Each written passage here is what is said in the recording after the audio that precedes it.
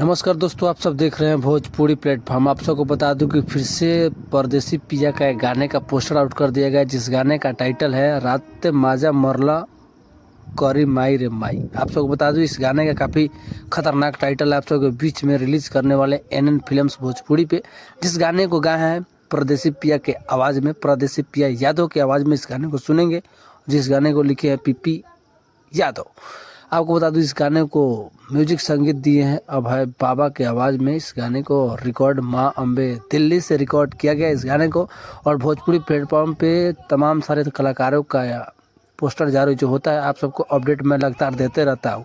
तो एक बार आप लोग इस गाने का टाइटल भी सुन लीजिए, रात माजा मोरला राजा करी माई रे माई। आप सबके बीच में बहुत जल्द नए धमाके के साथ लेकर आ रहे हैं परदेसी पिया की आवाज़ में एनएन फिल्म्स भोजपुरी पे। तो आप लोग नहीं देखे हैं तो एक बार जाकर इस गाने को द्वारा इस पोस्टर के माध्यम से आप सब एक बार देखिए एनएन भोजपुरी फिल्म्स पे, क्योंकि परदेसी पिया का आवाज़ में सुनने को मिलेगा। और लिखे हैं पीपी यादव। आप लोग वीडियो शेयर कर